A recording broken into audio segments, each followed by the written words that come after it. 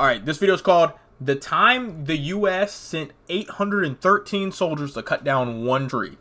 Let's get this started. On August 21st, 1976, the United States military, in conjunction with the South Korean Army, assembled one of the biggest, most dramatic peacetime shows of force in its history. Fighter jets, helicopters, aircraft carrier battle group, trucks, guns, 813 men, plenty more on standby. And for what? What did this lethal fighting force do? They cut down a tree. To be more specific, a poplar tree, a species that this woodworking blog describes as, quote, one of the softest hardwoods available. So why do you need a whole war machine to cut it down? Well, because, to put it lightly, the early attempts to trim the tree hadn't gone very smoothly. What? This is the story of Operation Paul Bunyan, one of the lesser discussed moments where the Cold War almost got very hot, and, as you could have assumed based on the fact that you're watching Half as Interesting, a thing that involved North Korea. Operation Paul Bunyan was a direct response to what's known as the Korean Axe Murder Incident, but to understand either that incident or the events that followed, we need to talk about the DMZ, aka the buffer zone between North and South Korea. In 1953, just over 20 years before the Axe murders and the tree operation, the North Korean Army, the United States-led UN Command, and the Chinese People's Volunteer Army signed an armistice that formally ended the fighting of the Korean War. It also created the DMZ, or Demilitarized Zone.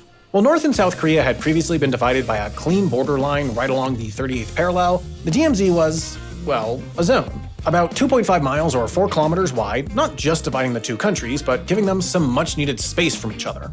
The zone, demilitarized on the inside, is still pretty fortified.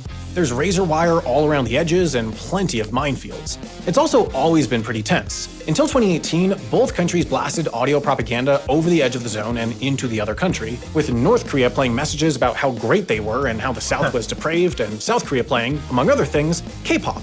Tell me, which one would you defect to? I'm not gonna lie, bruh. You play Golden from K-pop Demon Hunters, and I'm in North Korea. I'm switching sides, bruh. I'm gonna be honest, gang. I'm switching sides, bruh. I'm switching sides because I'm like, if they got that over there, we ain't got nothing like that over here. Bro, you know how many people in North Korea were probably born to be like K-pop superstars, but they can't because they're born in the wrong Korea? Like, that's so fucked, bro. That's so fucked. Like, what do they do in North Korea, bro? Like, what are your dreams and aspirations if you're born there? You know what I mean? Like, that's kind of crazy, dude. Like, damn, bro. We lucky. I don't know how many people are in North Korea, so I would assume it's like a low chance that, like, us as sperm cells, like, would have made it out in Korea. But I'm just spitballing. But not all the tension is saved for the edges. Plenty of it happens right here, in the Joint Security Area, or JSA. It's a small village of sorts in the middle of the DMZ where there are offices and troops from both the North and South Korean armies, as well as US soldiers with the UN command. And even here, in a place that ostensibly exists to allow peace talks, there's a military demarcation line holding the two sides back from physically fighting each other all the time. What? That's not a joke. Prior to the line, there were countless incidents of JSA violence, including people beating each other up, breaking arms, kicking throats, threatening with sticks. You get the picture. That's kind of crazy though, bro. Like, yo, y'all born in North Korea, gang. Like, y'all really believe in the horse shit that he's spitting, and then like y'all trying to go and throw hands with South Korea over that? You know how crazy that is? That's fucked. In fact, threats and violence were so common in the JSA that there were strict rules about what weapons were even allowed inside. An early deal in 1953 said each side could only have one gun, and while that number has gone up over the years, the number and type of weapons allowed, and who's allowed to carry them and when, has always been strictly limited. Hence, threatening with sticks. Hence, also, a US policy that all the soldiers we sent there would be at least 6 feet tall. Because, hey, if you can't carry a gun, your next best weapon is the confidence of a very tall American man. It was a group of 10 such very tall American men, among with 5 South Korean men of unknown height, that went to trim a 40-foot tall poplar tree within the JSA on August 19, 1973. The tree was blocking the view between the UN command checkpoints, among other things, and both of the team's prior attempts to trim it had failed. The first because the North Koreans didn't agree to the trim, and the second because of rain. The third time, despite seemingly having approved the trim, about 15 North Korean soldiers showed up and watched for about 15 minutes, then demanded they stop, in part because they claimed Kim Il-sung had planted the tree himself. The team ignored them and kept going. Then about 20 more North Korean soldiers showed up with crowbars and clubs, and the lieutenant leading them ordered them to kill the tree cutters. The attack and the ensuing fight were short but awful. 2 of the Americans, including the one leading the team, were brutally murdered with their own tree trimming tools, and many of the rest were badly injured. Once everyone retreated, Kim Il-sung tried to spin the story as an unprovoked attack on the North Korean army, but grainy film footage from nearby proved otherwise. President Ford knew he wanted to retaliate, but it took a couple of days for the administration to figure out how. Secretary of State Henry Kissinger, obviously, was desperate. Like, I can't... Like, what, bro? They want to chop down a tree. And I'm pretty sure the tree is on their side. They talking about something. Oh, yeah. Kim whatever. Or commissioner, ambassador, president, whatever the fuck they call him. Or ruler. Is he the one who planted a tree? I'll just look at him and say, bullshit. And then keep... Like, what? That's why I keep on going. Talking about some order to kill? Brother, do not come over here with them crowbars and shit, bro. Now, I ain't gonna lie, they were outnumbered, though. I'm gonna be honest. They had to have been outnumbered. There's no way. There's no way, bro. I'm not losing no fight to the North Korean. So, damn, that's kind of crazy, bro. Damn, 2 of them boys died? That's wild, bro. What? Damn, how they retaliate, though? They had to get back, though. I'm saying that shit like I'm not American, but like... To draw blood, but Ford was like, hold your horses, Kissy. What can we do that's just short of a war? And so, Operation Paul Bunyan was born. The idea was simple. Cut down the tree. But do so in a way that, 1, kept everyone doing it safe from further attack, and 2, sent a loud and clear message to Kim Il-sung that we're not messing around over here. So, along with sending 16 US engineers... Very interesting. I never knew about this. Bro, this is like on the same... But, excuse me. This is of the same ilk that... of the, what's it called? The Great Emu War or whatever, right? Like the Australians, whenever they're beefing with the emus. This is like that same, like, line of WTF. Like, what are we doing here, bro? We're beefing over a tree. And it's like, it's a serious, like, blood has been shed over this damn tree. What the fuck? To cut down the tree, defended by 60 South Korean Special Forces guys bearing pistols and axe handles. They also brought along some AH-1 Cobra gunships, F-111 fighter bombers, B-52 Stratofortresses from Guam, dozens of F-4 Phantom II jets, some of South Korea's F-5. Okay, I get it now. I get it. Because if they were to fight, and they were to get into a little skerfuffle over this time, they ain't finna just let the American people die. They finna, you know what I'm saying? They lighten that JAS up. So, okay, I get it now. I understand why they had to bring all of that firepower. I get it. And F-86 jets, 27 American helicopters, 23... But you know how crazy that shit gotta be, though? Like, telling your family, like, yo, where you going? Shit, I gotta go cut down a tree in South Korea. Oh, stop playing. Where you going?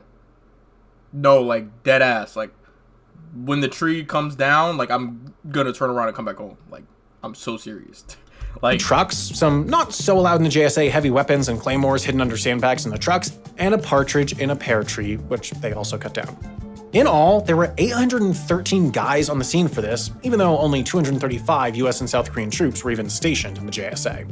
Here's how it played out. Crazy. At 7 a.m., the new, larger ground team showed up to cut down the tree, shortly met with hundreds of North Korean troops who began to set up machine guns. Then the commander of the convoy cued all the jets and helicopters to appear over the horizon, and the properly spooked North Koreans stood down because, you know, what else are you gonna do? About 40 minutes later, all that remained of the tree was a 20-foot tall stump, and all the people walked away unharmed. Easy breezy. But the Americans and South Koreans were prepared for it to go much worse. Part of the reason it took 40 minutes was that they opted for chainsaws over heavier, more efficient tree-cutting equipment because chainsaws are easier to drop and run if things go sideways. And at the ready if things went sideways, an aircraft carrier battle group off the coast and all 41,000 US troops in Korea, which were put at DEFCON 3, the same DEFCON they'd later use after 9/11. They also rigged up nearby Camp Liberty Bell, outside the JSA, with a bunch of explosives. Just like, you're hearing all of this. Just know that this is all because of a tree. Like, just at its core, this all started because they wanted to cut down a tree. Insanity. insanity. So if North Korea attacked or captured it, they could blow the place to smithereens. Luckily, it never came to any of that, and Kim Il-sung released a rare for North Korea statement of regret about the axe murders. The military demarcation line went down in the JSA to tamp down continued hand-to-hand hostility between Like, bro, they had to stand down, bro. They had to, gang. They had to, bro. It be like that. I'm not gonna lie, like, bro, that US come through that bitch, bro. It's up for you. You know what I'm saying? Like, you gotta stand down, bro. Be honest. Like, especially he see that shit, like, I'm sure the machine guns probably weren't even allowed. And they brought them bitches in. And then they like, okay, they finna try to cut down the street again. You seen what happened last time. Yeah, we killed y'all boys with the crowbars and shit. Bro, we pulling up with fucking fighter jets, bombers, hella ground troops. But we finna storm your whole fucking country. You kill one of us again. And it's like, damn, shit, my fault, bro. My bad, big bro. My bad, bro. Y'all cut down the tree, bro. I ain't even playing that shit. My fault. I thought y'all meant the other tree over in North Korea. Like, we in the country with the tree and shit like that. Man, that tree don't mean nothing to me, man. Go ahead. Chop that shit down. My bad. It's a misunderstanding. Like, what, bro? Crazy as hell, opposing sides. Crazy. The poplar stump got replaced with a memorial to the 2 axe-murdered soldiers, and the planet got to keep the Days Since a World War ticker climbing up. So if you hadn't heard of Operation Paul Bunyan before today, be grateful. Because while it's a YouTube fun fact fodder in our universe, there's a parallel one not so far from here where it's Franz Ferdinand famous. And if you're not familiar with Franz Ferdinand, you are really not gonna like what happened to him. Now, before we go, if you're into very elaborate approaches to seemingly trivial tasks, you may want to check out our new docuseries, Scav. Earlier this year, our whole team headed to the University of Chicago to film their annual scavenger hunt, which is sort of like a normal scavenger hunt, except with helicopters, popes, whatever this is, and a guy named Danger who threw knives at my writer Amy's head, which usually only I'm allowed to do. We're so proud of Scav, and the good— Oh, that what the rest of the video is? Just talking about Scav type shit? It was a good video though, bro. I never even seen this channel before. I sub whenever I seen the video pop up though. He got some good shit in here. I'm gonna see about watching more of his videos.